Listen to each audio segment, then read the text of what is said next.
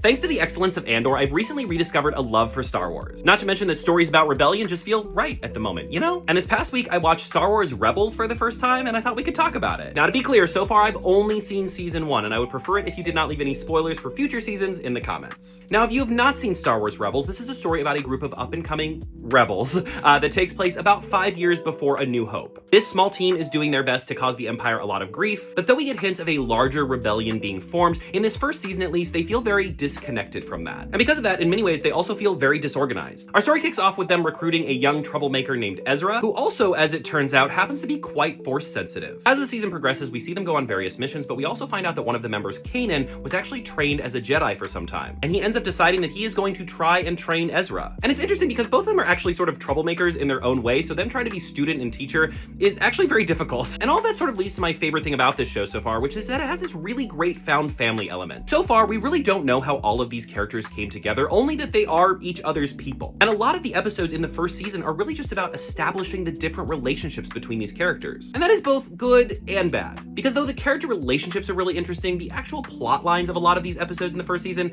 are pretty meh. It ends up making the events of a lot of these episodes feel very throwaway and forgettable. Which makes sense because when I started watching the show, a lot of people told me, listen, you have to push through the first season. And I have to say, I've been burned before by people saying, no, just stick with it. All you have to do is watch the first 18 seasons and then it gets good. And spoiler alert, it usually doesn't get good. But Star Wars Rebels Season 1 is a rare case where it does. The last 4 episodes of the season are excellent and definitely take things to a new level. By the very last episode, they are introducing some memorable faces as well as introducing a much larger story, which made me very excited to keep watching. Ultimately, though I do think a lot of these episodes were very slow to get through, I do expect there to be a lot of payoff for how well we now know the characters. Because it means going into Season 2, I'm gonna care a lot more. I also want to point out that the first half of the season feels very kiddie, which makes sense, okay? It's a show for kids, that makes sense. However, the second half of the season was more enjoyable because they started having darker storylines, and also the sense of humor became a little bit darker as well. And the main culprit for this darker sense of humor is Chopper. Oh my god! He is a vicious little robot. I gasped a Game of Thrones twist level gasp